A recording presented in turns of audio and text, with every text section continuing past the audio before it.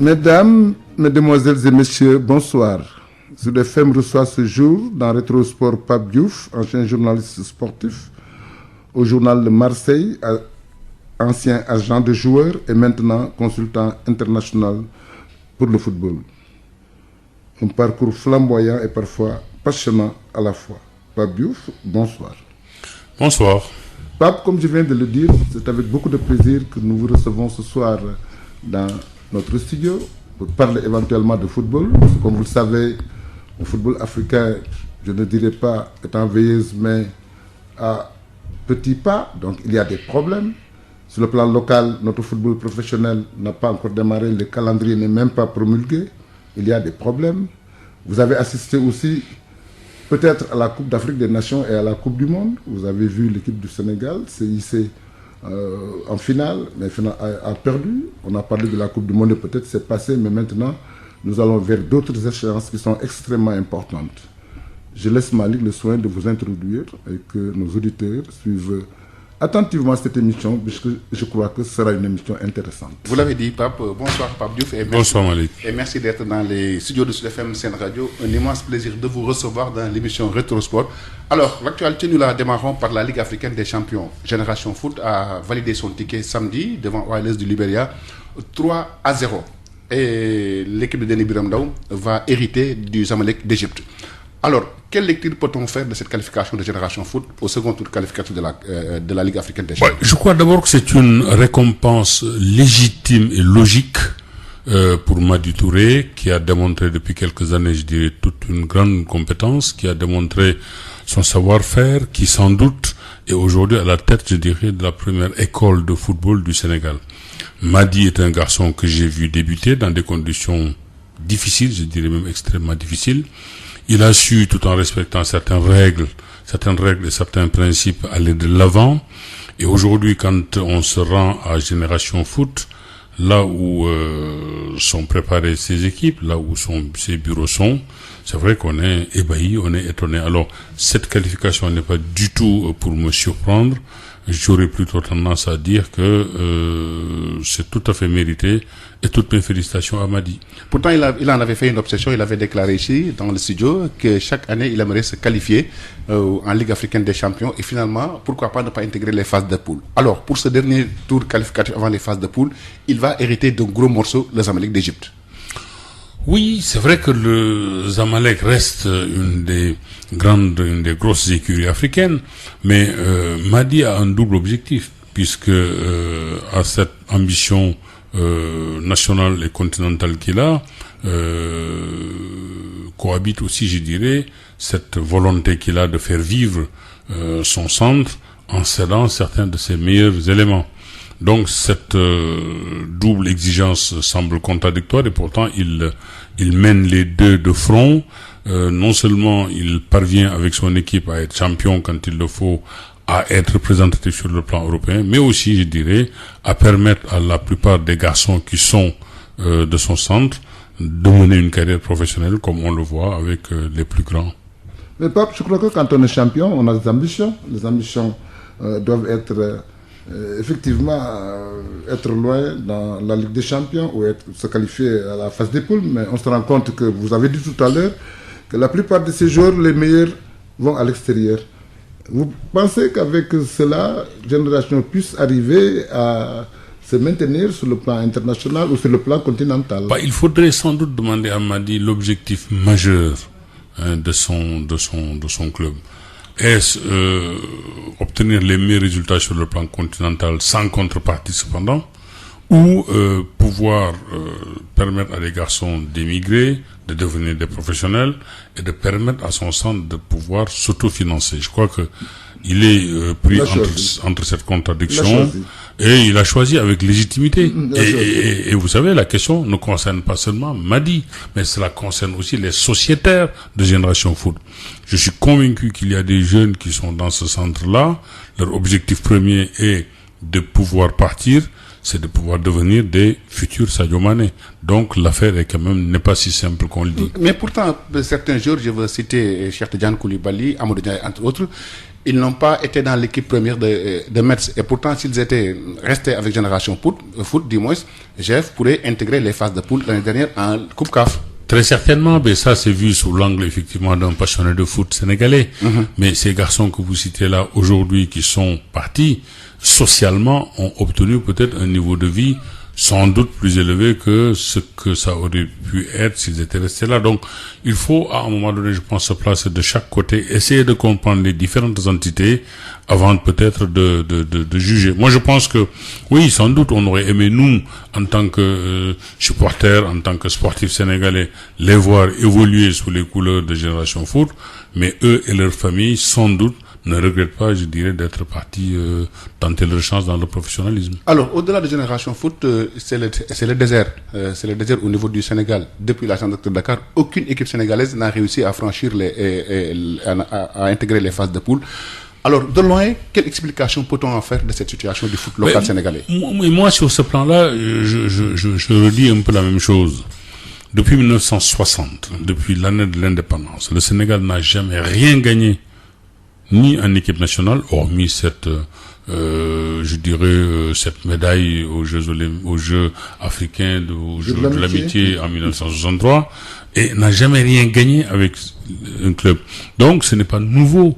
C'est qu'il y a véritablement, je pense, un problème fondamental qui aujourd'hui fait que le football sénégalais ne progresse pas, n'avance pas.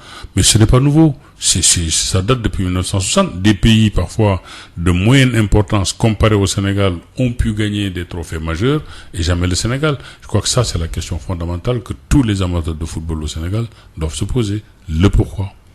Selon vous, c'est quoi la raison? On peut toujours, si évidemment j'avais une réponse toute faite, je la donnerais pour essayer moi-même de résoudre le problème. Mais je ne peux pas, je ne sais pas quelle est la raison. Alors certains disent, oui, le footballeur sénégalais n'est peut-être pas très fort mentalement.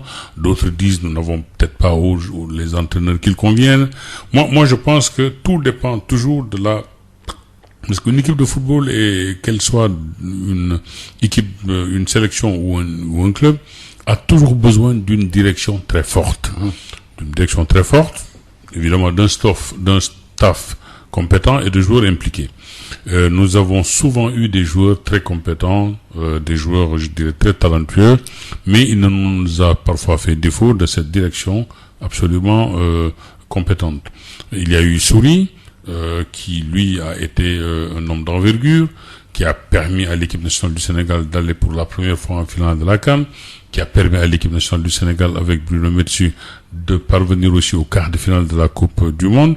C'est vrai, mais depuis lors, nous peinons, je dirais, à trouver cette direction qui soit capable d'insuffler un souffle tout à fait nouveau et qui permette à notre équipe d'atteindre, je dirais, le Graal, ça c'est sûr. Mais Pape, vous savez, il y a aussi une différence, puisque en Europe et partout ailleurs, ce sont les directions techniques nationales fortes, comme vous venez de dire, qui définissent le programme de développement du football. Or, nous avons remarqué qu'en Afrique, et particulièrement au Sénégal, les entraîneurs sont très forts. C'est-à-dire, le dernier mot leur revient, ils choisissent. Donc, je crois qu'ici, les entraîneurs sont déçus de la direction technique nationale. Quelles sont les raisons peut-être pour lesquelles le Sénégal vit cette situation? Et comme vous venez de le dire, nous n'avons rien gagné depuis 1963 pendant les Jeux de l'amitié et ça continue, mais ça fait mal. Mais vous savez, de toute façon, la direction nationale, la direction technique nationale est quand même choisie par la fédération. Donc, de ce point de vue-là, on peut parler d'une carence au niveau de la fédération.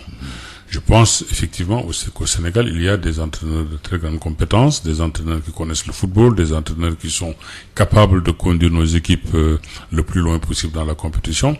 Ce qui manque le plus au Sénégal, me semble-t-il, ce sont ces dirigeants d'envergure capables précisément de mettre en place des politiques sportives susceptibles, je dirais, de permettre de donner à nos clubs la possibilité d'aller loin. Et ça, le vrai problème. Quand on voit déjà ce qui se passe au niveau de l'équipe nationale, quand on voit ce qui s'est passé lors de la dernière CAN, on peut se poser effectivement ce genre de questions. Et cette situation même se répercute au niveau de l'équipe nationale du Sénégal. Surtout au niveau de l'équipe nationale. Quand j'apprends que le président de la fédération était en Égypte d'abord au service de la CAF et non pas de l'équipe nationale du Sénégal, je m'interroge. Le président de la fédération doit d'abord être le premier Sénégalais, le premier, je dirais, à s'intéresser à la question nationale. Alors quand il n'est pas là et quand il délègue, je dirais, son pouvoir à son second, aussi talentueux soit ce dernier, il ne sera jamais, je dirais, véritablement le premier aux yeux de certains, mais il ne sera jamais le président de la fédération. Alors, de ce point de vue-là, quand on est le patron d'une fédération, on doit précisément, on ne doit pas ignorer ses attributions et on doit les remplir pleinement. Alors, au-delà de ces questions de management, il y a également le jeu du Sénégal qui a posé problème.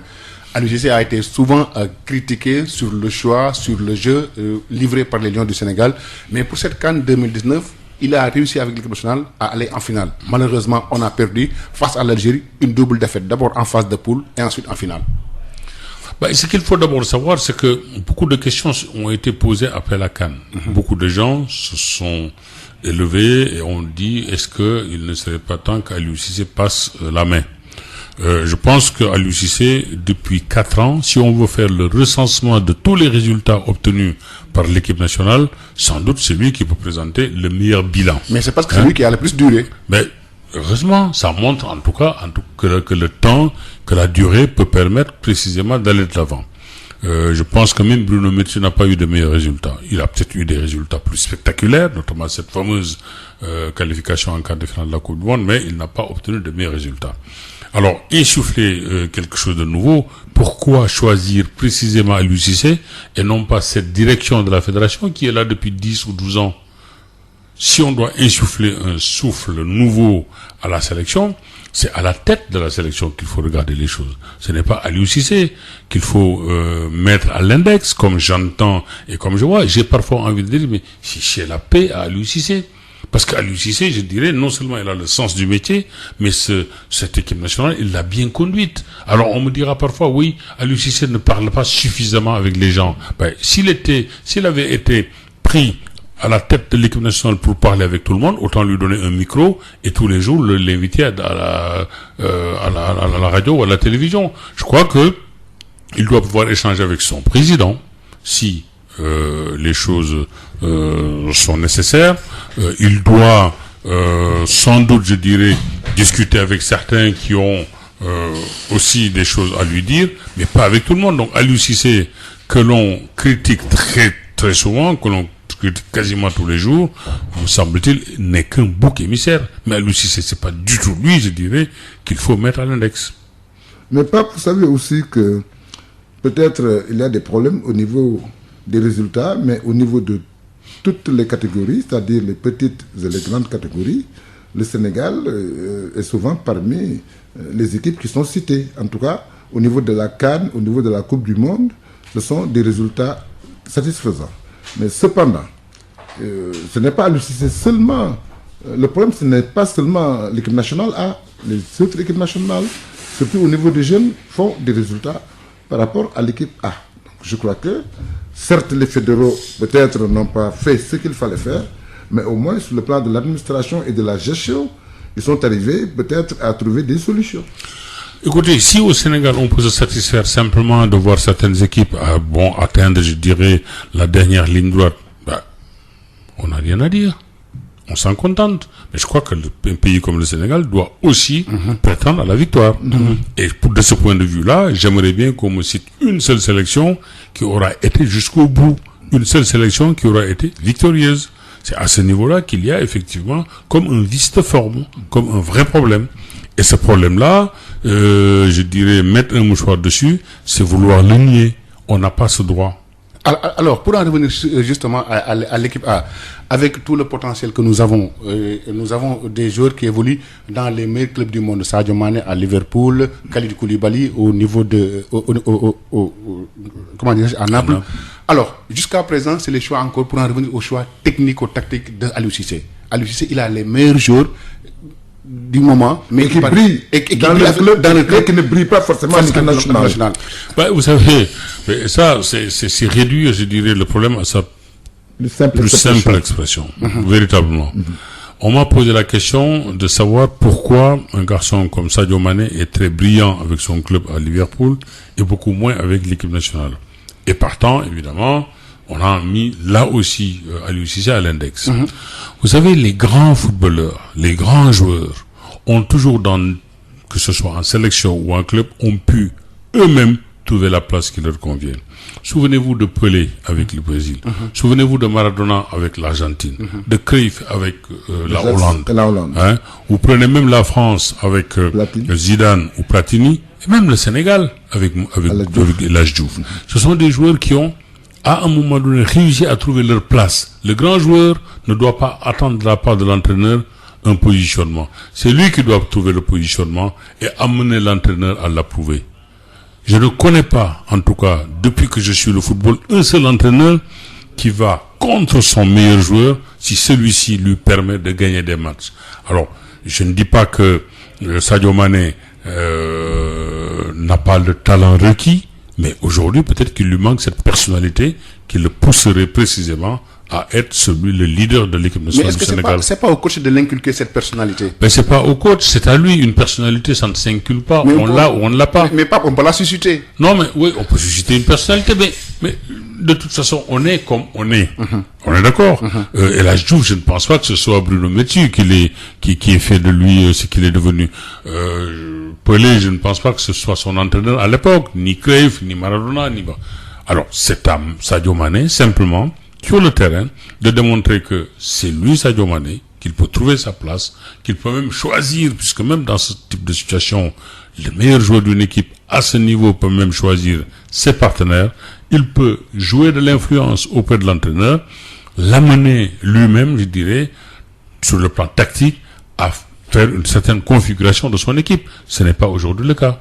Alors, donc on ne peut pas, à ce niveau-là, critiquer Aliou Cissé. Ce n'est pas vrai. Alors, on a également évoqué la question mentale au niveau de nos différentes sélections. Les U20 ont raté 3 CAN U20. Récemment, c'était au Niger. Ensuite, l'équipe A a arrêté la finale.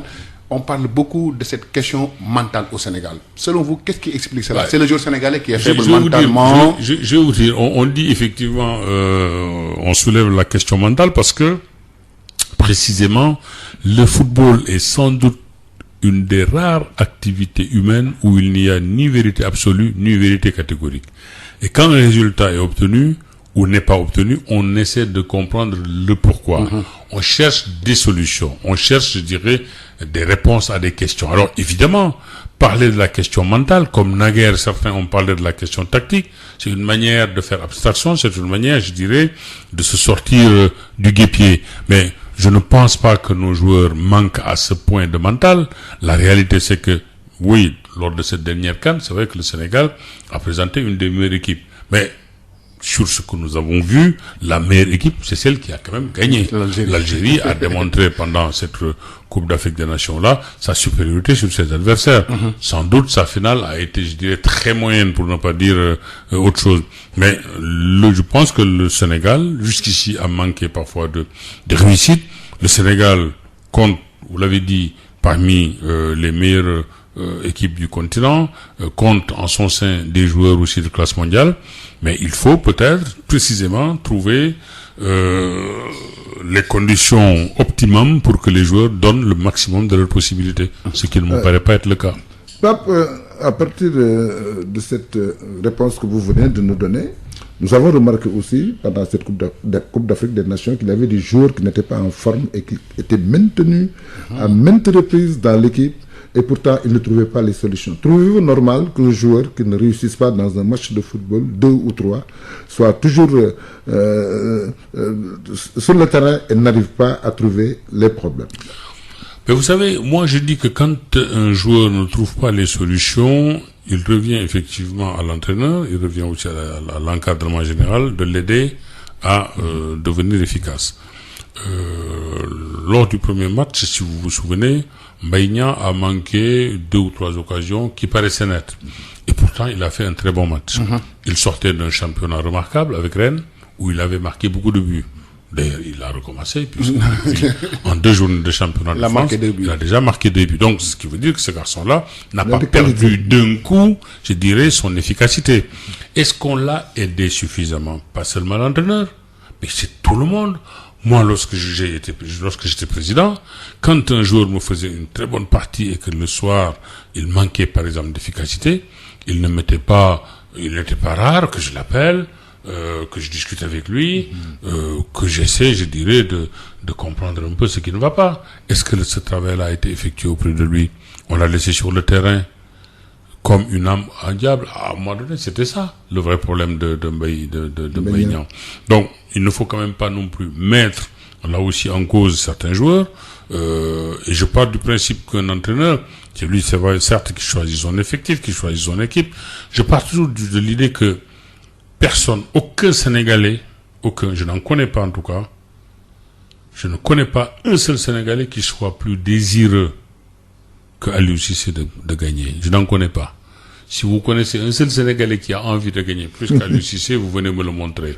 À partir de là, lui qui vit avec les joueurs, lui qui tous les jours est parmi eux, lui qui organise les entraînements, qui discute avec la plupart, je lui donne simplement le droit de faire le choix qu'il pense être mais pas vous avez suivi le football depuis très longtemps. Vous vous rappelez de Goethals, qui a entraîné l'équipe de Marseille et qui a gagné le Champions League. Mais nous nous sommes rendus compte qu'Aliou a de la volonté. C'est un garçon qui a mis de la discipline dans la tanière, qui est rigoureux dans le choix des hommes. Mais pensez-vous qu'il a suffisamment de savoir pour effectivement trouver les solutions qui se posent à lui pendant les compétitions? Moi, je suis de ceux qui pensent qu'il a le sens du métier. Véritablement. Qu'il connaît le métier. Il est en train d'apprendre. Qu'il connaît le métier et qu'il l'a appris. Et je dirais simplement à ceux qui douteraient un peu de de la condition qui est la sienne, que Didier Deschamps, qui est aujourd'hui champion du monde, a quitté les rangs de joueurs pour devenir aussitôt entraîneur. Je ne pense pas qu'il ait subi, ou en tout cas qu'on l'ait critiqué, qu'on ait mis en relief, je dirais. Mais avant d'avoir l'équipe nationale, il a entraîné des clubs. Ouais, il a amené Monaco en finale. Oui, la Juventus qui était en deuxième division et qu'il a ramené. Vous l'avez pris en tant qu'entraîneur à Marseille et il a été champion. D'accord, mais il a fait des résultats. Mais amener déjà un club en Champions League, il faut à mon sens être confirmé. Un entraîneur qui ne serait pas expérimenté, ou en tout cas qui ne connaîtrait pas son métier. Il a appris à être entraîneur avec les clubs. Il a appris. Moi, je parle de ça. Il a une expérience qu'il a eue au cours des équipes qu'il a eu à entraîner. Ben non, dans la mesure où, de toute façon, ces clubs, c'était de grands clubs et il les a entraînés aussitôt. À ce que je sache, Didier Deschamps n'a pas commencé à entraîner en 4e division, ou en 3e division, ou en 2e division. Il a immédiatement pris les rênes de grands clubs et il a fait de ces clubs-là, je dirais, quasiment des champions. Donc, on ne peut pas, à son endroit, parler d'inexpérience. Alors, pourquoi parlerait-on, je pense, d'inexpérience à la place de Aliou Cissé? Moi, je pense que Aliou Cissé, il a un défaut.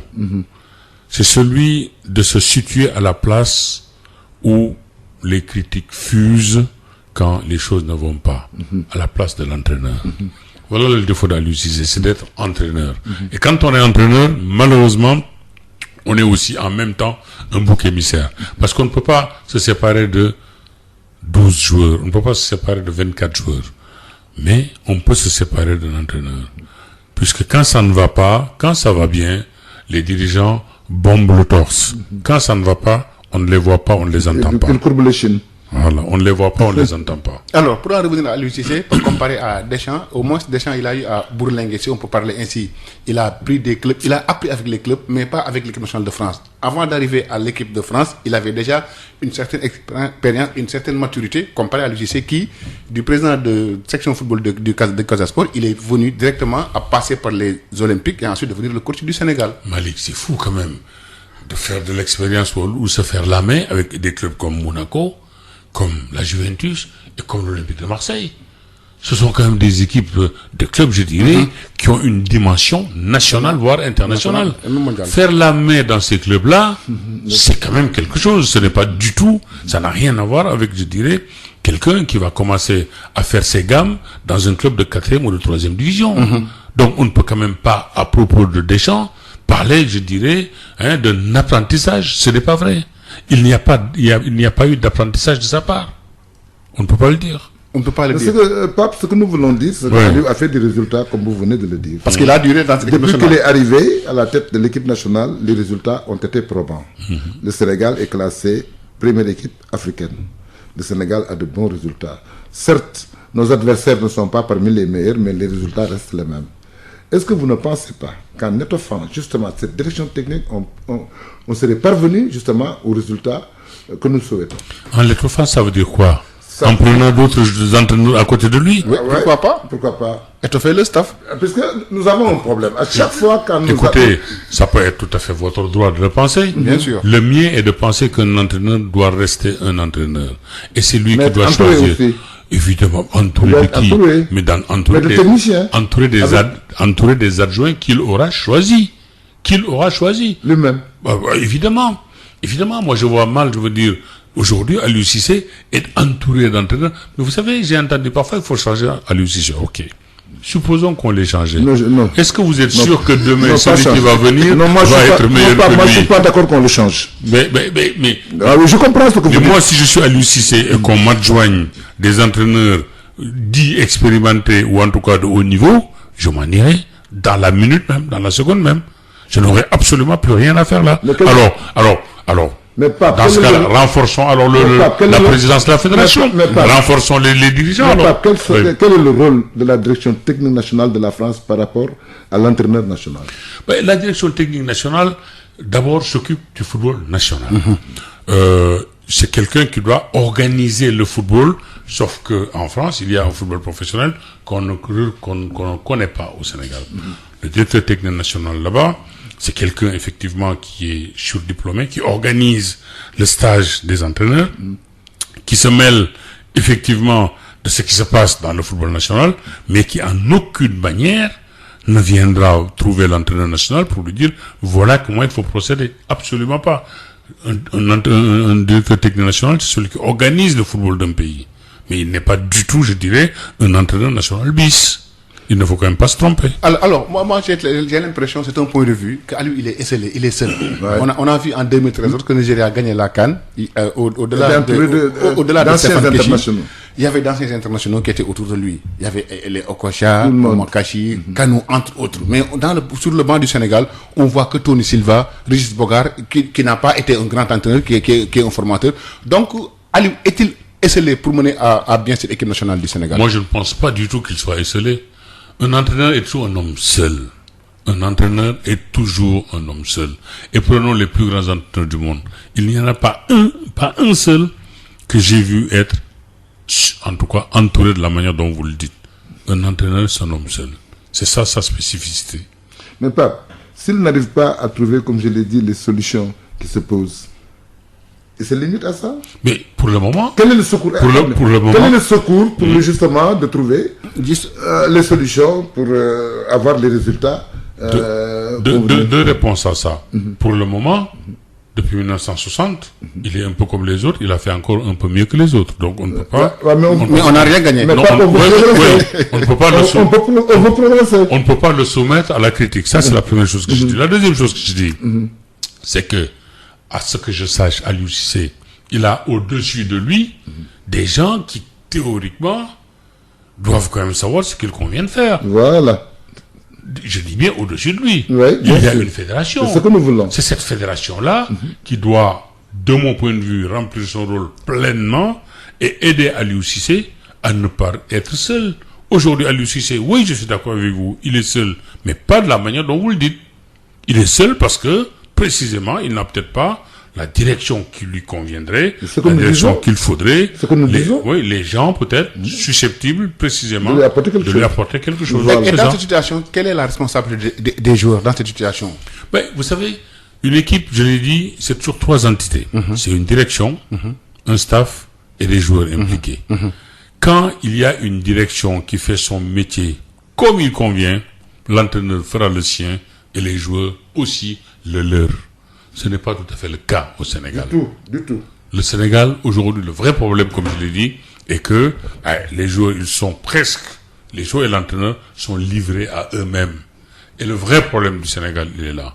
Je suis persuadé que de cette équipe-là dont nous parlons, cette équipe qui a été à la dernière CAN, je suis sûr qu'à la tête de la délégation, un homme comme Souris peut déjà changer les choses. J'en suis convaincu.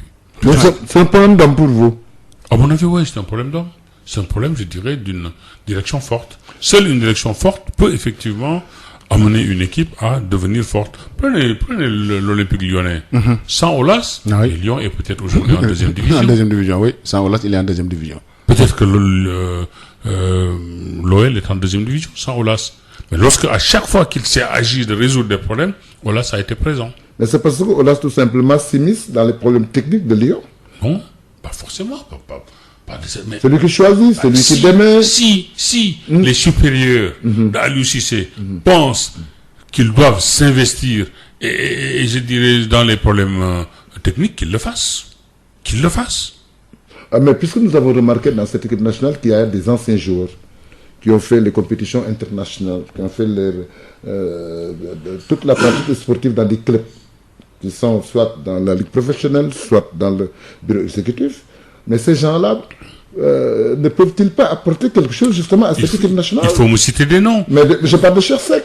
Non mais attendez, moi ce que je qui est vice-président chargé des équipes nationales. Mais attendez, vous savez. Je parle de CRC, qui est vice-président, qui a joué au football, qui est président des clubs. Vous savez le problème du football, c'est quoi? Ce n'est pas comme les mathématiques. Ce n'est pas 1 plus 1 égale 2 dans le football. S'il fallait écouter tout le monde. Non, pas tout le monde. Non, c'est ce que j'entends toujours au Sénégal. Il faut que Aliou Cissé écoute tout le monde. S'il écoute tout le monde, il gagnerait. Non, pas tout le monde. Il écouterait qui? Chersek, il écouterait. Je parle de personnes qui sont dans la direction, puisque vous avez dit tout à l'heure que la fédération doit parfois mettre l'entraîneur, je ne sais pas, sur la bonne voie. Et pour cela, il faudrait des gens qui ont joué au football. Ce genre de choses-là, cela ne se fait pas en oukase, cela ne se fait pas, je dirais, avec la force. Cela se fait par l'autorité naturelle qu'on peut dégager. Un entraîneur se soumet à l'autorité naturelle de son supérieur. Et tant que l'affaire ne se passe pas de cette manière-là, il ne faut pas du tout compter que l'entraîneur, puisse écouter. Est-ce que vous exerciez cette autorité naturelle quand vous étiez président de l'Olympique de Marseille? Je pense, ma modestie en souffre-t-elle, mais oui, c'était certainement. Sur les choix, sur tout. Moi, de toute façon, avant chaque match, je veux dire, dans mon bureau, c'était le dernier entraîneur que j'ai eu, Guéret, il venait s'asseoir avec moi, on discutait. C'était pour être informé. Pour être informé et pour recueillir aussi mon avis, ce que je pensais. Mais qui n'était jamais, je dirais, des ordres. Mais c'était simplement une manière, pour moi, de lui montrer que je pensais peut-être différemment, que voilà. C'était tout. Mais oui, cette autorité-là, j'ai fait en sorte de l'exercer. Même sur le choix des joueurs, Non, le choix des joueurs, ça, c'est un problème d'entraîneur. Je donnerai mon avis, peut-être. Mais en donnant mon avis, je peux aussi me mêler du choix des joueurs. C'est possible. Ouais. C'est possible. Je donnerai un exemple. Lorsque nous avons joué le titre contre Bordeaux, que nous avons joué à Lorient, nous avons gagné. C'était Zenden qui était l'arrière gauche. À table, je discutais avec Guéret et je lui ai dit, je ne sais pas si Zenden est le bon arrière gauche. Et que pour aller jouer à Lille, puisqu'on devait jouer à Lille 3 jours après, je lui ai dit, moi, j'aurais mis simplement quelqu'un d'autre qui soit beaucoup plus arrière. Et Zenden, peut-être que je le mettrais un peu devant. Il m'a écouté. Il a voulu faire il a fait exactement ce que je lui ai dit. Nous avons gagné à Lille. C'était mon avis. Je lui ai donné mon avis. Mais il aurait pu tout à fait maintenir Zenden. Il aurait pu. Alors, pour en revenir à l'équipe nationale du Sénégal, nous avons vu au cours de cette CAN Aliou a beaucoup misé sur la polyvalence. Au moment où il y avait des joueurs, des défenseurs type. Je prends l'exemple de Pape Abdou Cissé, qui joue à Olympiakos, qui joue en Grèce, et qui a été défenseur, mais qui n'a pas eu la chance de jouer. Au moment où, lui, il comptait sur la polyvalence de Cheikh Kouyaté et de Salif Sané. Cela également a beaucoup créé des problèmes, notamment sur le placement, sur le repositionnement et surtout sur certaines actions, notamment le but sénégalais que nous avons pris contre l'Algérie. Mais vous savez, avant la compétition, si j'ai bonne mémoire, tous les observateurs s'accordaient pour dire que il fallait impérativement que le Sénégal atteigne la finale. Et que sans la finale, on parlerait d'échec. Or, voilà le Sénégal quand même qui a atteint la finale. Donc, on ne peut pas parler d'échec. À vrai dire. Mais qu'il a abordé avec suffisance. Non, mais attends.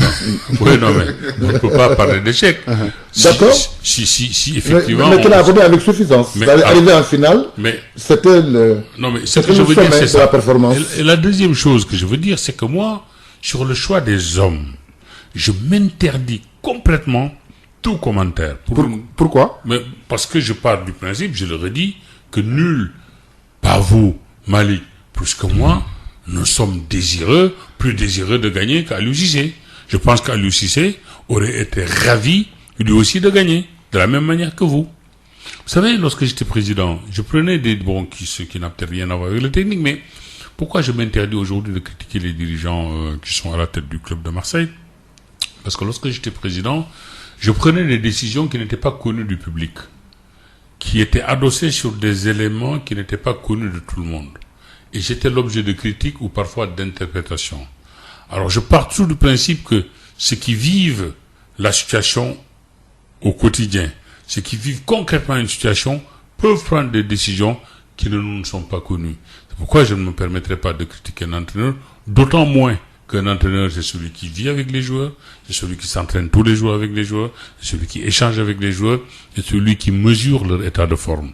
Alors oui, mais le football a ceci de particulier aussi, qu'il nous permet à nous tous de donner notre avis. Et c'est vrai. Alors, au cours de cette CAN, on a vu des équipes qui sont émergées. Nous voulons parler du Bénin, Madagascar, entre autres. Alors, est-ce que on peut dire que la CAN à 24 équipes a été vraiment une bonne chose parce que ça a permis de voir certaines équipes émerger? Mais moi, je suis de ceux qui pensent que cette CAN n'a prouvé rien d'autre qu'un certain nivellement de valeur du football africain. Il y a un vrai nivellement, et non pas par le milieu, mais même par le bas. Puisque quand toutes les équipes jouent de la même manière, quand toutes les équipes veulent atteindre les objectifs en utilisant les mêmes moyens, les choses se paupérisent. Et on l'a vu. On a vu que aussi bien Madagascar, aussi bien Bénin, des petites nations, a priori, ont quasiment joué d'égal à égal avec les grosses écuries. Cela démontre précisément que le football africain, à l'instar d'ailleurs du football mondial, a perdu de ce qu'il avait de spontanéité, de ce qu'il avait, je dirais, de valeureux, pour s'appauvrir. Et aujourd'hui, moi, je suis de ceux qui pensent que 24 équipes, ce n'est qu'une mesure électoraliste prise par les dirigeants de la CAF, rien d'autre que ça, puisque, qu'on le veuille ou pas, citément, à part les pays arabes et l'Afrique du Sud, un seul pays en Afrique susceptible d'organiser une compétition à 24 nations. Il n'y en a pas. Alors donc, ce que je dis, c'est vraiment une mesure, je dirais, électoraliste. C'est une mesure, je dirais, qui ne repose sur aucune réalité et que cela a donné ce qu'on a vu, une Coupe d'Afrique des Nations plutôt pauvre. Plutôt pauvre, mais avec des équipes qui sont émergées, également. Ces équipes qui ont émergé, pourquoi dire que ces équipes ont émergé? Pourquoi ne pas dire que l'ensemble des équipes plutôt est tombé bas? On peut penser ça aussi. Émerger, oui. Quand il y a une émergence, ça veut dire qu'autour, les choses progressent aussi. Ce n'est pas du tout ce qu'on a vu. Quand des nations, ou de très grandes nations de football, toutes, quasiment, ont perdu de leur superbe et de leur football au détriment, au bénéfice, je dirais, de certaines petites nations, mais c'est qu'il y a quelque chose qui ne va pas. Et que direz-vous de l'arbitrage au cours de cette CAN? L'arbitrage, il est au niveau du football africain, c'est-à-dire que l'arbitrage a eu des erreurs, l'arbitrage a connu aussi des moments de grâce. Moi, la chose que je n'ai pas comprise, c'est précisément l'introduction de la VAR en quart de finale. Non pas au début de la compétition, mais en quart de finale, où on introduit la VAR au tout début de la compétition et que tout le monde, je dirais, soit logé à la même enseigne, ou on ne l'introduit pas du tout. Ça montre de toute façon les grosses carences qu'a traîné la CAF, sans parler, je dirais, de cette tutelle aujourd'hui. On va y revenir. Justement, de cette tutelle, la CAF est aujourd'hui pratiquement sous tutelle avec Fatma Samoura, la régionale de la FIFA, et qui est maintenant pratiquement la patronne de la Confédération africaine de football. Alors, peut-on dire aujourd'hui que la CAF est sous tutelle? Évidemment, on ne peut même pas je dirais, hésiter à dire ça. On peut dire ce qu'on veut de Issa Hayatou, mais au moins c'était un patron. Au moins il savait où il allait. Après, évidemment, il a été peut-être trop longtemps à la tête de la Confédération plutôt que de penser à passer la main, à permettre à la Confédération de connaître un souffle nouveau. Mais au moins, c'était un patron. Or, aujourd'hui, la CAF, je dirais, n'est pas du tout dirigée. Elle n'est pas dirigée. Alors, si la FIFA en est arrivée à parler de tutelle, à envoyer quelqu'un pour que tout soit mis sous lumière, que tout soit soumis, je dirais, à vérification. Il y a problème. C'est qu'il y a véritablement un problème. Véritablement, il y a un problème. Je rappelle que nous avons invité aujourd'hui Pape Diouf, ancien président de l'Olympique de Marseille, journaliste sportif et consultant. Alors, Pape, nous avons parlé de cette Confédération africaine de football. Alors, est-ce que Fatma Samoura pourra réussir cette mission? Est-ce qu'elle réussira? Je ne sais pas. D'abord, ça dépend ce qu'elle trouvera. Parce que je ne sais pas du tout aujourd'hui ce que cache réellement, je dirais, les caisses, ou en tout cas, je dirais, le fonctionnement de la CAF. Je ne sais pas. Alors, on verra bien. Elle nous le dira. En tout état de cause, on saura. Mais ce qui est certain, c'est, je souhaite en tout cas au football africain de changer très rapidement de président, puisque celui qui est là actuellement n'est sans doute pas là pour le développement du football. Donc il serait un président par défaut? À mon avis, complètement, totalement. Et pourtant, lui, Ahmad a été avec Gianni Infantino. Pratiquement, c'est Gianni et autres qui l'ont aidé à prendre cette confédération africaine de football. C'est moins Gianni que peut-être les Marocains. Parce que les Marocains... C'est pourquoi ils sont devenus très puissants au niveau de la CAF. Je l'avais dit et j'avais gêné quand j'avais dit que c'était une marionnette, que c'était un pantin. Oui, c'est vrai que j'avais dérangé, j'avais gêné. Mais aujourd'hui, tout le monde me donne quasiment raison. Les gens me donnent raison. La réalité est là. C'était plutôt les Marocains qui pensaient précisément le mettre à la tête de la Confédération et qu'ils soient en mesure de l'utiliser. C'est un peu ce qu'ils ont voulu faire. Nous avons remarqué aussi qu'il y a eu des problèmes entre une équipe marocaine et une équipe tunisienne pour la finale de la Ligue africaine des champions. Finalement, le TAS a encore tranché.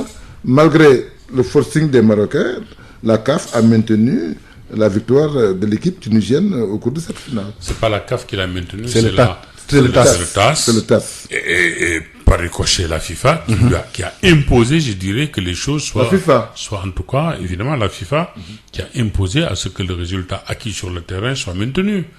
Mais, souvenez-vous, la CAF avait pris une autre décision. La décision de la CAF était quoi? De faire rejouer le match. La finale, oui. Malheureusement, pour elle, je dirais, l'instance suprême a pensé qu'il ne fallait peut-être pas commettre cette bévue. Je ne suis pas en train de dire que les Tunisiens ont mérité leur victoire. Peut-être que la CAF était dans son droit, mais en tout cas, elle a montré que simplement, je dirais que c'est une instance d'enregistrement et non plus une instance de décision. Et la présence de Fatma Samoura. Fatma Samoura. Oui. Qu'est-ce que ça peut apporter au football sénégalais, particulièrement au football africain? C'est pas une présidence. Samoura est plutôt secrétaire général, c'est vrai, de la secrétaire FIFA. Général. Je pense que l'expérience qu'elle a acquise dans les organismes internationaux ont conduit le président de la FIFA à la placer auprès d'elle.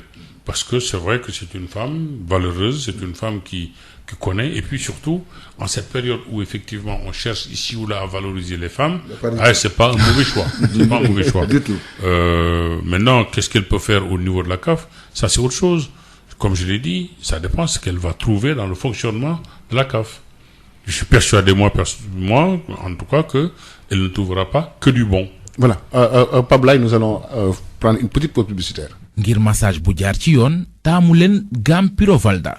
Valda Afrique ak Piro Valda ñoo leen di may seen émission Rétro Sport. Voilà, je rappelle que notre invité aujourd'hui, Pape Diouf, ancien président de l'Olympique de Marseille, journaliste sportif, consultant également. Alors, Pape, nous avons parlé de la Confédération africaine de football, mais également nous allons parler par ricochet de la FIFA, la fédération mondiale qui gère tout le football mondial. Alors, on a vu que sur le plan des retombées des compétitions mondiales, il y a eu des avancées qui ont été notées. Peut-on dire que Gianni a respecté ses promesses de campagne sur ce point précis? Mais écoutez, la FIFA a connu d'énormes problèmes avec Blatter. La FIFA semblait être promise à Michel Platini. Gianni était précisément, j'allais dire, son conseiller. Son second. Moins que conseiller, son second. Moi, je l'ai connu, Gianni. Je faisais partie du G14, c'est-à-dire en fait la réunion des plus grands clubs européens dont j'ai fait partie, c'est lui qui précisément sur le plan administratif légiférait les travaux que nous menions. C'est un garçon que j'ai connu donc à l'UEFA, très gentil. C'est un garçon que je connais très bien et qui a essayé en tout cas de dépoussiérer l'instance. Forcément, il y a des choses qui vont moins bien, certaines promesses qui ont été faites, puisque pour être président de la FIFA, il faut impérativement et nécessairement faire certaines promesses. Il a fait certaines promesses, mais dans l'ensemble... qui ne sont pas toutes tenues. Qui ne sont pas, évidemment qu'on ne peut pas tenir toutes les promesses qu'on fait, toutes les promesses ne sont pas tenues, mais bon, il essaie en tout cas, autant bien que mal, de conduire l'instance dans ce qu'elle peut avoir de mieux. Donc, je pense que Gianni est quelqu'un qui, si on en croit ce que dit effectivement Michel Platini, n'est rien d'autre qu'un usurpateur. Mais quand on veut regarder quand même ce qu'il fait, bon, oui, pourquoi pas. Il a soutenu Platini pendant les moments de... C'est ce qu'on dit, mais c'est pas ce que Platini dit. Michel Platini laisse entendre. Mais c'est quand, justement, la candidature de Michel n'était pas entérinée, il ne voudrait pas que l'UEFA perde justement ce poste. Et il a été candidat à partir du moment où Platini était déjà dégagé. C'est la bonne raison. Mais dans le fond, vous savez, quand il y a des querelles de cette nature, seuls les protagonistes sont en mesure de dire exactement ce qui s'est passé. Ce qui s'était dit entre Platini et Infantino, il n'y a que eux deux qui le savent. Et si Michel Platini a pris la position qu'il a prise, s'il a été, je dirais, assez acerbe dans ses critiques vis-à-vis d'Infantino, peut-être qu'il a des raisons.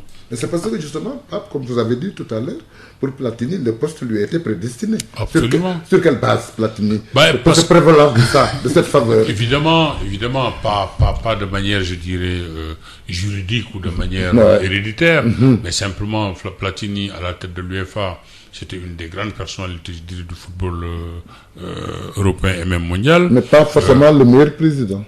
Peut-être, oui. Bon, on sait que sur le plan purement technique, Platini n'était pas, je dirais, le numéro 1 de l'UEFA. C'est ça. Infantino était, par exemple, avant lui. Sur ce secrétaire général. On sait aussi que Platini, de ce point de vue-là, n'était quand même pas celui qui, je dirais, préparait les projets d'ordre technique, évidemment. Mais il avait, c'est vrai, le sens politique. Et la personnalité. La personnalité, forte la carrière et la carrière. Blatter avait fait de lui donc son dauphin, même si Blatter est un vieux singe qui fait, c'est vrai, des grimaces. C'est un vieux loup. Selon l'endroit où il est, il peut changer de grimace, c'est vrai. Un vieux routier. C'est un vieux routier. Bon, c'est seulement à cet égard-là, mais c'est vrai que ce n'était pas héréditaire. Il n'y avait rien, je disais. Mais ils se sont donné des coups simultanément. Platini et Blatter. Ils se sont donné des coups. Oh non, mais ça, c'est un peu la légende, quand même. Platini n'avait pas soutenu Blatter lors de l'élection de la présidence de la FIFA. Oui, il n'avait pas soutenu. Non, mais évidemment, oui. Et Blatter a dit qu'il lui avait promis de le soutenir. Oui, mais en ce moment-là, ce qu'il faut savoir, c'est qu'il y a eu les problèmes qui ont précisément bien sûr, Blatter à bien sûr, l'échec. Et peut-être l'erreur de Platini a été de s'impliquer totalement dans cette campagne. Et de donner l'occasion à Blatter de sortir, comme on dirait ici, de l'intérêt. Ces petits cafards aussi. De l'intérêt. Alors, mais on voit que, Pape, depuis l'avènement de Gianni Infantino, on n'entend plus ces problèmes liés à la gestion au niveau de la FIFA. Au moins, cette question a été réglée. Pour le moment. Heureusement que ça a été réglé, parce que c'est un peu à cause de ça que Blatter est parti. Si lui-même, il commençait à recommettre les mêmes erreurs que Blatter, on peut se demander dans quel monde on vit. Évidemment qu'aujourd'hui, il y a au sein de la FIFA, je dirais, une légifération, une manière différente, je dirais, de gérer les affaires, forcément, oui. Mais Pape, il y a aussi Diagne Ndiaye, ce Sénégalais dont on parle souvent dans des instances du sport mondial. Pour vous, quel est le rôle de Diagne justement au niveau du CO et même au niveau du sport mondial, puisqu'on parle souvent de lui? Il a des relations étroites avec les grands dirigeants. Il est souvent au Sénégal. les Jeux Olympiques de la jeunesse de 1922, on parle de lui. On l'a vu avec le président de la République lors justement de cette rencontre pour ces Jeux. Selon vous, quel est le rôle de Diagne? Là, je vais avoir presque l'honnêteté de vous dire que vous me posez une colle, parce que Diagne Ndiaye, je le connais bien et c'est un ami. Donc je ne vais pas ici, je dirais, porter un jugement sur ce qu'il fait ou ce qu'il ne fait pas.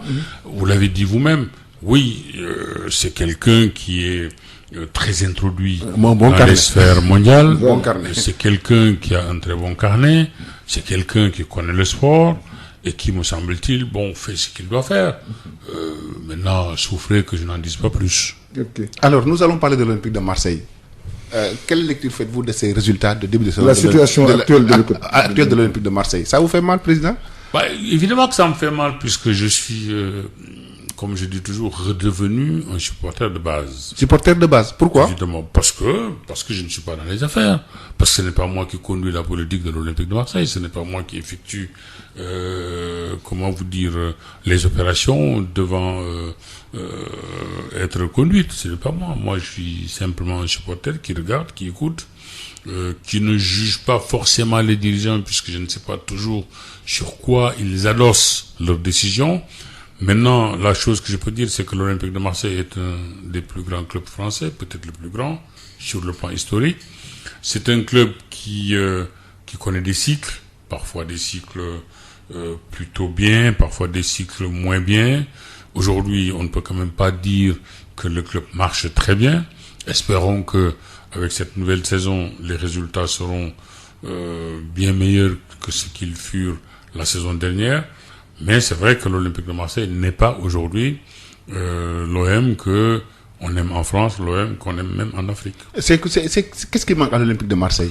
Mais là aussi, je pense qu'il manque peut-être une direction capable de conduire le club là où il faut. Il y a beaucoup d'erreurs qui ont été commises. Une des erreurs, je vous en citerai seulement une.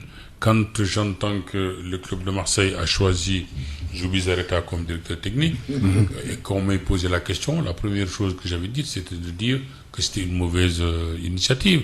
Évidemment, les gens étaient éberlués d'entendre ça, mais Joubi Zareta a toujours été au Barcelone. Joubi Zareta a toujours été un homme qui savait jouer avec le chéquier du FC Barcelone. Joubi Zareta n'a eu de relations réelles qu'avec les grands joueurs européens. Faire de lui le directeur technique à l'Olympique de Marseille, le directeur sportif, je pense que c'est comme donner un couteau, je dirais, à un poisson. Parce qu'il n'a pas l'habitude, précisément, de fouiller dans les 4e, 3e et 2e divisions des joueurs qui auraient l'allure d'un Valbuena que nous avons su prendre, l'allure d'un Caboret que nous sommes allés chercher. Nous avons à l'époque pris des joueurs, je dirais, avec un directeur sportif qui n'était pas Joubi Zareta, qui a su aller chercher des joueurs, je dirais, qui nous ont permis précisément d'être représentatifs.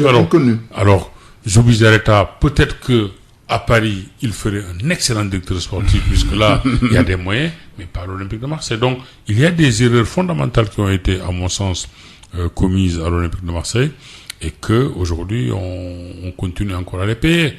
Cependant, la nouvelle saison démarre à peine. L'équipe ne compte qu'un point. On verra. Les choses peuvent changer aussi. Et l'éternel rival de Marseille, le Paris Saint-Germain également, qui est à 2 victoires, une défaite, en difficulté avec le feuilleton Neymar. Qu'est-ce que cela vous inspire comme réflexion? D'abord, moi, le Paris Saint-Germain est une équipe, c'est vrai que je ne porte pas dans le cœur, et ça les gens le savent. C'est le rival de l'Olympique de Marseille. Parce que je suis dans cette rivalité extrême entre Marseille et Paris. Jusqu'à présent. Jusqu'à présent. Et j'ai eu à dire que le seul club en France pour lequel je ne pourrais jamais travailler, c'est le PSG. Mais aujourd'hui encore pire, parce que le PSG est aussi, disons-le, le seul club au monde dont l'actionnaire principal est un État, en l'occurrence le Qatar. Même Manchester City, avec le Cheikh Mansour, n'est pas dans ce cas-là, parce que le Cheikh Mansour a investi à titre privé. Alors que le Paris Saint-Germain est le seul club, véritablement, qui a un actionnaire d'État. Alors, on m'a dit un jour, vous êtes jaloux de dire ça. Peut-être. Alors j'ai dit, imaginez demain que le président de la Corée du Nord vienne à Marseille pour devenir l'actionnaire. Que diriez-vous? Au lieu de jeter des bombes, peut-être vous pouvez en jeter. Mais quand il jettera une bombe, comme on le critique, il va prendre en même temps Messi et Ronaldo, on ne dira plus rien. C'est ce qui se passe aujourd'hui avec le Qatar. Quand on prend des joueurs comme Neymar ou les joueurs qu'on prend, géopolitiquement, on ne parle plus du tout des problèmes que le Qatar connaît. C'est une question donc de marketing. À mon avis, aujourd'hui, ce qui se passe au Paris Saint-Germain, moi, ça me gêne un peu. Moi, ça me gêne. Voilà. Et le problème du Paris Saint-Germain, puisqu'on en parle, est précisément que cette équipe-là, ce club-là, a peut-être manqué d'une direction à la lyonnaise pour prétendre gagner la Champions League. Pourtant, le Paris a fait de grands recrutements. Les Neymar sont venus, l'équipe a été renforcée, équipe monter entre autres, mais jusqu'à présent... mais le directeur sportif a été remplacé. Mais chaque fois, le Paris s'arrête en huitième de finale. Donc, Neymar, est-ce que peut-on dire que Neymar a apporté un plus à cette équipe du Paris Saint-Germain? Voilà que 2 saisons de suite, au moment crucial, il s'est blessé. Voilà. Donc, une coïncidence hasardeuse. Toujours. Dans les coulisses, je veux dire, ce qui est dit à son égard n'est pas forcément très flatteur. Alors, oui, ceux qui aiment bien Neymar diront peut-être que Neymar, il le faut au PSG. Moi, personnellement, je n'ai pas encore vu l'apport réel de Neymar. Sauf sur le plan marketing. Avec la vente des moyens qui a connu une hausse, ainsi de suite, entre autres. Oui, une hausse, mais qui ne comble quand même pas les 220 millions d'euros de son prix. Ouais. Alors, Pape, nous allons parler un peu des transferts des joueurs sénégalais. Certainement, vous n'êtes plus agent, mais vous suivez certainement le mouvement des joueurs sénégalais. Ismaïla Sarr a été transféré à Watford, Idrissa Gana Gueye au Paris Saint-Germain, Sadio Mané a été à un moment annoncé au niveau au Real Madrid. Et le mouvement des joueurs sénégalais, cela vous inspire quoi? Et ça inspire d'abord que les joueurs sénégalais ont véritablement la cote sur le marché. C'est la première chose qu'il faut dire. Parce que tous ces joueurs que vous avez cités, puisque un Koulibaly aurait pu lui aussi être l'objet d'un transfert. C'est comme s'il ne voulait pas partir. Voilà. Mais en tout cas, je veux dire, c'est quand même quelqu'un qui est un très grand joueur. Moi, j'ai l'impression qu'il ne veut pas jouer les grands rôles à travers les grandes équipes. Je ne sais pas, parce que ça dépend aussi de son club. Ça dépend de ce qu'il a dans son club. Ça dépend si son club veut le laisser partir ou pas. Je pense que les joueurs sénégalais, de par les transferts dont ils ont été l'objet, montrent en tout cas leur qualité et leur valeur. Alors, cela avive évidemment nos regrets pour la dernière CAN. On se dit, quand on a des joueurs de cette trempe. Malheureusement, il n'a pas joué la finale. Comment? Malheureusement, il n'a pas joué la finale. Oui, c'est vrai qu'il n'a pas joué la finale. C'est malheureux aussi. Mais en tout cas, on avait quand même ces joueurs-là dans notre effectif. Alors, qu'est-ce que j'en pense de ça? Ça montre d'abord, tout simplement, que les joueurs sénégalais sont très prisés sur le marché. Alors, vous suivez très bien l'actualité internationale, surtout le football. Qu'est-ce que les équipes sénégalaises, les clubs formateurs gagnent dans ces transferts? Nous prenons l'exemple seulement de Ghana, qui a quitté Djambar, qui a fait Lille, Aston Villa, Everton et finalement Paris Saint-Germain. Mais moi, de ce point de vue-là, je crois que il revient à chaque club de savoir ce qu'il gagne ou pas. Il revient à chaque club de faire en sorte de signer des contrats de manière à pouvoir exercer, j'allais presque dire, un droit de suite. Si vous ne le faites pas, si vous vendez un des joueurs à un club et que ce club-là, que vous vous arrêtez simplement à la vente du club, évidemment que vous semblez être un perdant. Mais si, je dis n'importe quoi, vous vendez un joueur et vous demandez au club acheteur que à tout moment, dans tous les transferts, en tout cas, vous êtes intéressé à 5% ou 10%, oui, vous êtes gagnant. Mais ça, c'est beaucoup plus difficile à obtenir des clubs. Sauf que si vous avez un joueur de très grande qualité, vous êtes en mesure de l'imposer. Mais c'est un peu difficile. Pourquoi c'est difficile? C'est difficile parce que les clubs, en général, exercent des chantages sur les clubs africains. Je soupçonne certains clubs européens qui diraient simplement, écoutez, s'il s'agit de ça, arrêtons la transaction. Et comme les clubs africains ont en général besoin de ces liquidités-là, ils finissent par accepter. Alors, est-ce que, Pape, c'est l'occasion également de parler des agents de jour qui deviennent de plus en plus nombreux. Quelle lecture vous en faites? Surtout ici au Sénégal, certains agents véreux font miroiter au père de famille des lendemains meilleurs pour les enfants. Finalement, en Europe, c'est des situations extrêmement difficiles. Ne les appelez pas des agents. Ce ne sont pas des agents, ce sont des escrocs.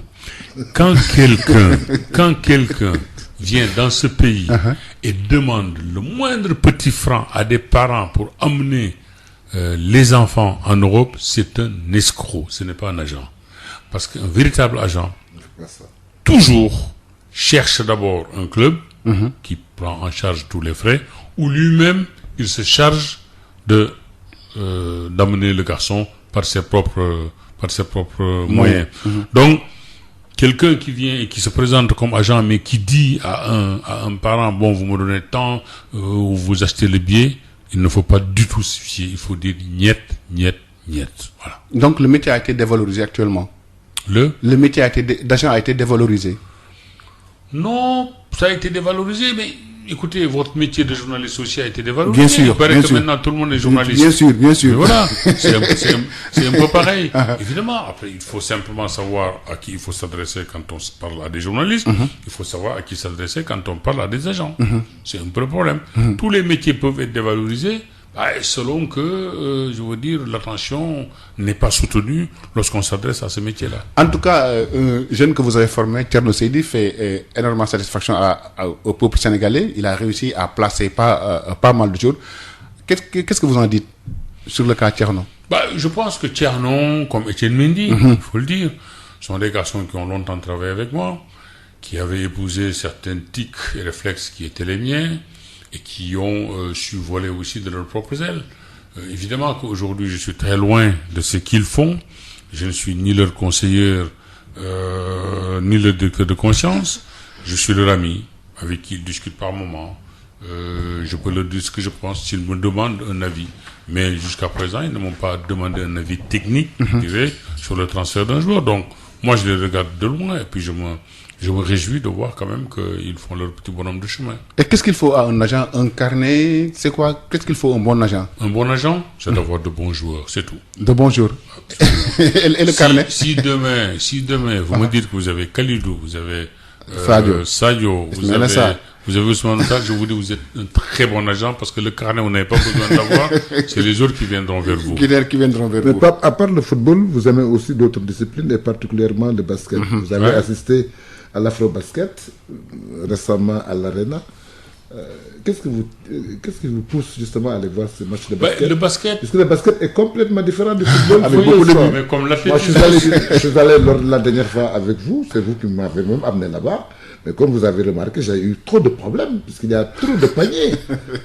Pour quelqu'un comme moi, c'est un peu compliqué. Et ça ne vous dérange pas pas du tout. De vivre cette situation, moi, j'aime ce stress? Moi, j'ai un peu fait partie de cette génération de jeunes Sénégalais qui étaient des omnisportifs. Ouais. Il y en avait quelques-uns, notamment à Gorée, qui faisaient la natation, le basket, du football et tout. Ouais. Pas seulement le Mingom, Jean Diop aussi. Bien sûr, Jean Diop. Et nous, dans le quartier où on habitait à la Sikafane, que de toute façon vous connaissez, nous jouions à tout. Ouais. Aussi bien au basket, aussi bien au football, aussi bien au handball. Bon. Et cela m'est resté.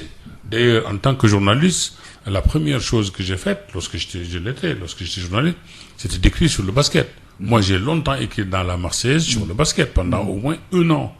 La discipline qui m'a été, à laquelle j'ai été affecté, c'était le basketball. Donc, j'ai écrit sur le basket.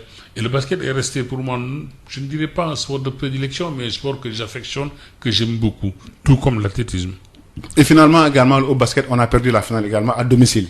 On perd également face on peut le regretter. Oui. Mais, à vrai dire, là aussi, le Nigeria quand on a suivi la compétition de bout en bout, le Nigeria avait quand même démontré une supériorité plus grande que l'équipe du Sénégal. Le Sénégal pouvait gagner parce qu'il jouait chez lui, parce que le public lui était acquis, mais réellement, le Nigeria a quand même semblé être supérieur. Mais on peut faire les mêmes critiques au coach Cheikh Sarr qui n'a pas su régler les équations technico-tactiques posées par le coach du Nigeria également. Moi, ce qui me plaît au Sénégal, ce qui fait que j'aime beaucoup ce pays-là, c'est que tout le monde est spécialiste. On est spécialiste en tout, en football, en basket et partout. Et les raisons qu'on avance souvent, ce sont des raisons tactiques. Les raisons sur lesquelles personne ne peut vous prendre en contradiction. Voilà. Et c'est ce qui fait que, mais ce qui m'amène aussi à penser que c'est vrai, pour parler de football, que le football a ceci de particulier. C'est pourquoi je ne suis pas du tout contre les critiques qui sont proférées. Tout le monde peut en parler. tout le monde. Après un match de football, on peut ramasser 4 personnes dans la rue, les mettre autour d'une table, en faire des consultants, ils en parleront. Avec des arguments à l'appui. Avec des arguments à l'appui. Ce qui n'est pas tout à fait le cas en cas de récession économique, ce qui n'est pas tout à fait le cas en cas d'inflation, ce qui n'est pas tout à fait un cas de réduction de budget. Évidemment, là, bon, ils ne diront rien. Mais le football, ben, je vais vous dire, on nous prend tous les 3, après un match, on nous met autour d'une table, on va être des consultants avisés. Mais je crois qu'on peut ouvrir le micro pour permettre aux auditeurs justement de poser des questions au 88 628 98 98. Je rappelle que notre invité aujourd'hui est Pape Diouf, oui, ancien président de Marseille, consultant international. Sur le 88 628 98 98. Alors, on a évoqué beaucoup de sujets. On a évoqué la CAN 2019. On a évoqué également la situation du football mondial, notamment ce qui se passe à la CAF, à la FIFA, mais également d'autres sujets. Alors, Pape, est-ce que vous êtes intéressé par une responsabilité sportive ici au Sénégal? Non. Pourquoi? Non, avec tout le vécu, toute l'expérience, les gens aimeraient bien vous voir. Non, parce que vous pouvez apporter au Sénégal. Parce que d'abord, la réalité est que je ne vis pas au Sénégal depuis des décennies. Mais vous êtes fréquent au pays maintenant. Et je suis convaincu qu'il y a dans ce pays des gens de très grande valeur qui s'intéressent à toutes les disciplines. Et que ce serait bien présomptueux de ma part de venir, j'ai eu l'occasion là aussi de le dire, en Tarzan ou en D'Artagnan, et de dire aux gens, poussez-vous, j'arrive. Cependant, je suis celui qui toujours est disposé pour dialoguer, pour discuter, pour échanger. Parce que je pars du principe que c'est dans cet exercice-là qu'on peut peut-être avancer, qu'on peut mettre bout à bout l'expérience des uns et des autres pour essayer de trouver des solutions. Alors, on a un auditeur en ligne. Allô? Allô? Oui. Salam alaikum. Maaleykum salam. Ça va pas bien, ça va? Ça va très bien. Mamadou Niang. Ex-Féminin. Ouais. maa ngi woote Dakar. sama xol dafa sedd ci Pape Diop bi ngeen invité. waaw wallaay maa ngi leen di gërëm di leen sant vraiment. jërëjëf. ñaari point rek lay soulever. mooy man yàgg naa topp émission bi ça fait des années. même bu ma rëccee sax direct dama koy déglu. lu ma kontaan ci lu ma tax ma kontaan mooy Pape Diop bi ngeen invité. Pape Diop.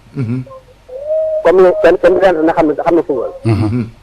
mais ñaari réponse yi ñu ko posé mu sant ko moom ma satisfait parce que man dama doon woote.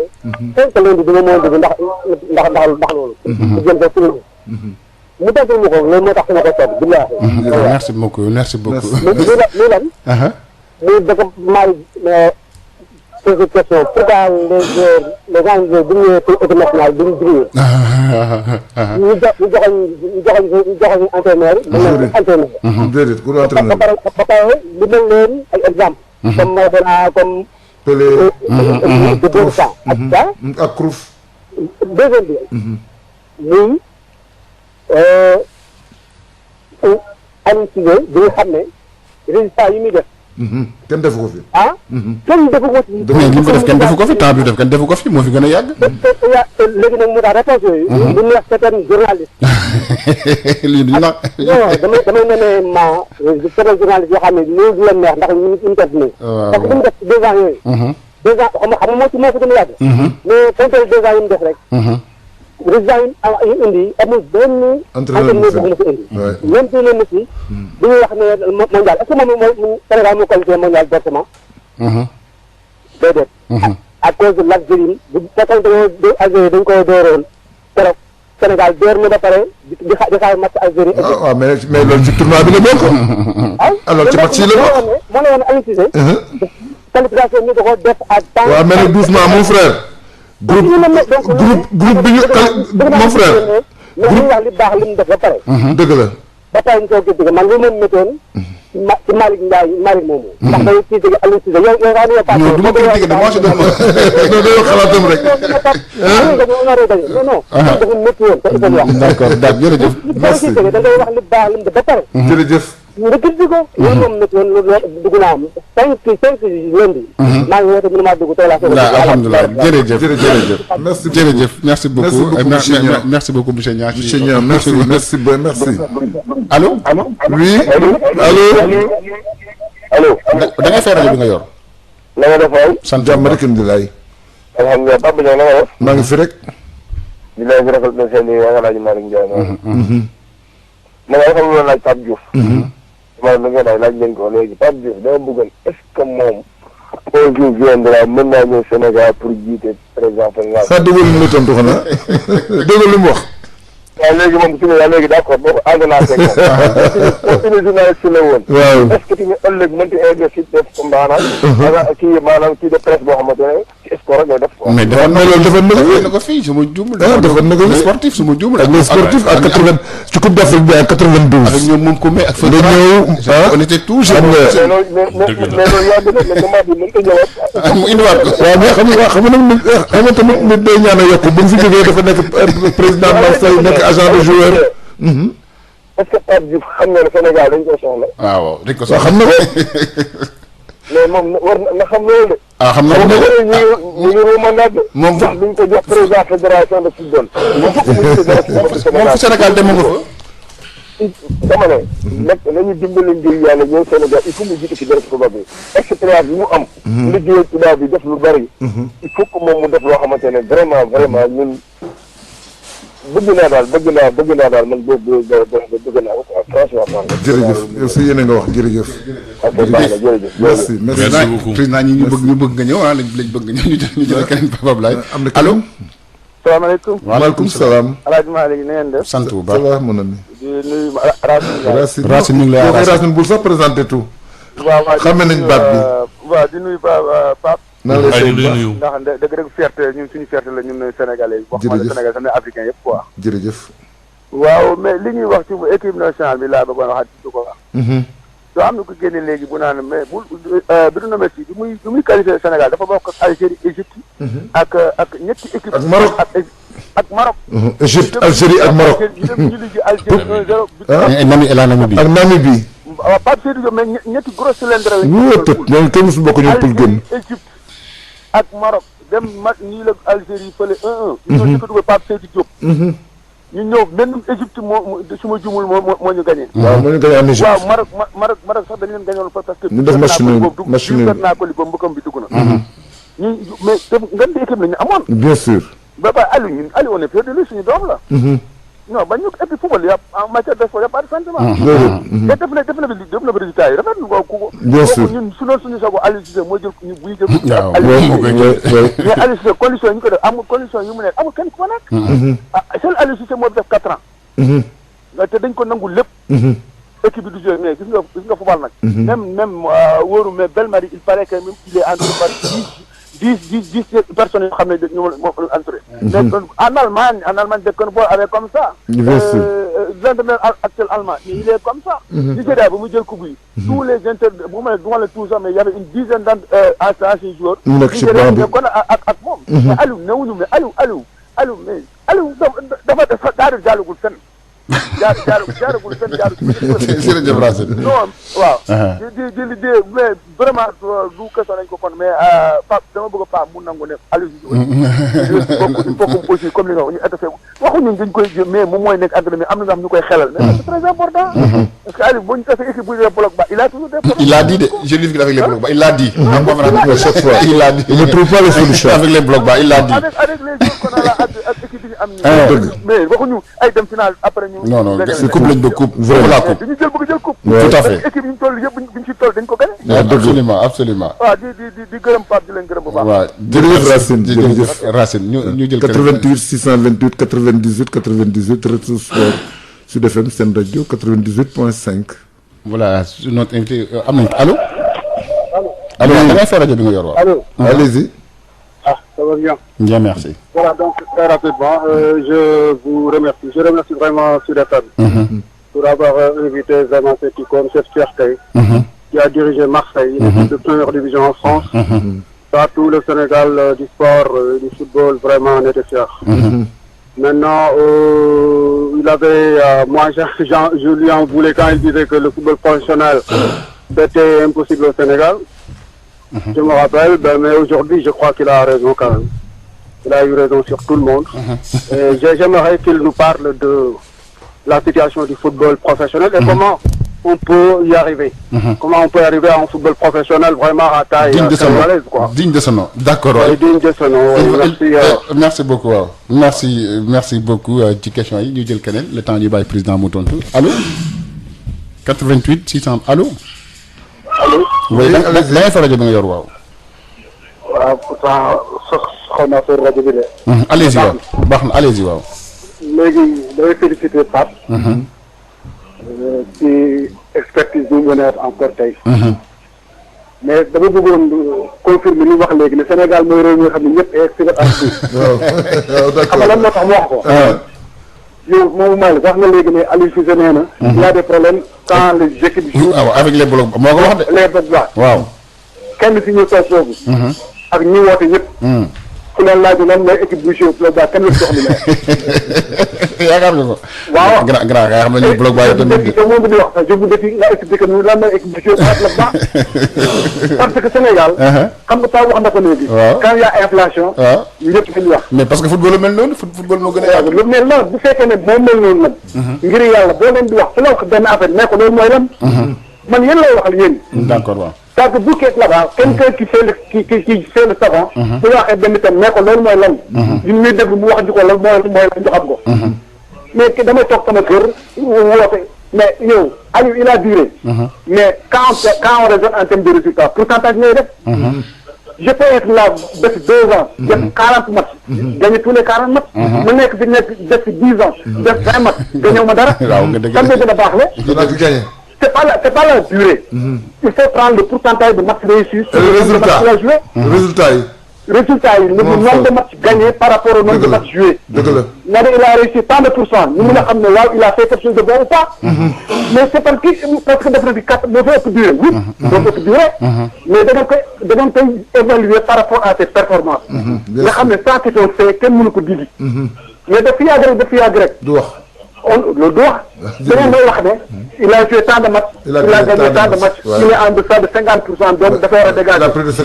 ñu xam ne loolu c'est un fait objectif. il a plus de 50%. mais dafa duré rek il a duré 4 ans rek. c'est pas raison. du tout. jërëjëf. merci beaucoup.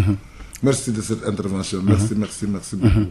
kon auditeurs yi Sud FM fi mu nekk nag ñu ngi bàyyi auditeurs yi ñuy wootee ba tey. pour joxe seen xalaat poser ay questions bu leen neexee. allo. mais bu ñu amatul kenn koo xam ne def naa ne mi ngi woote El Hadj Malick. donc Pape dégg nga li gars Sénégalais yi wax. Du moins vous avez entendu ce qu'ils ont dit. Oui. J'ai entendu, je m'en réjouis pour l'essentiel. Il y a une question qui m'a été posée, notamment sur l'organisation au Sénégal d'un football professionnel. C'est vrai que j'ai été un de ceux qui, très rapidement, très tôt, ont dit que le football professionnel n'est pas viable au Sénégal. Je l'ai dit parce que je le pensais, parce que le football professionnel a besoin de structures, et ces structures-là sont absentes ici au football au Sénégal. J'ai pour habitude de dire toujours la chose suivante: le football professionnel, c'est une affaire privée. Ceux qui l'ont initié sont des privés. C'est eux qui doivent payer et financer ce football. J'entends parfois, oui, l'État doit nous aider. Oui, c'est le devoir régalien de l'État de se mêler du football. Mais en réalité, de se mêler de tous les sports. L'État a ce devoir régalien de doter le pays d'infrastructures de nature à permettre la pratique du sport de haut niveau et le sport de masse. Mais l'État a tellement de priorités, que ce soit la santé, que ce soit l'éducation, que ce soit bien d'autres choses que attendre que l'État finance un ballon qui roule, alors que dans les hôpitaux, il y a des gens parfois qui sont dans les couloirs et auxquels il manque simplement 3000 CFA pour se faire soigner, ça ne tient pas la route. Attendre que l'État finance le sport alors qu'il y a des garçons et des filles qui le soir sont sous les lampadaires pour étudier, pour préparer leurs examens parce qu'il n'y a pas suffisamment de salles, ce n'est pas normal non plus. L'État a ce devoir, je le répète, régalien, de doter le pays d'infrastructures, mais pas de financer la pratique, le professionnalisme. S'il y a des gens qui ont envie de faire du professionnalisme, ils n'ont qu'à sortir de l'argent. Si l'État s'autorise, par exemple, à financer le professionnalisme. Mais je peux ouvrir moi un magasin et demander à l'État de le financer parce que c'est privé aussi. Hein? Quand j'entends quelqu'un, un président de club au Sénégal dire avec 500 millions, si l'État me donne 500 millions, j'amène la Coupe d'Afrique au Sénégal, mais j'ai envie de dire si l'État me donne 500 millions, je crée 20 emplois. 20 emplois. Hein? Donc, je crois que de ce point de vue-là, il faut raison garder.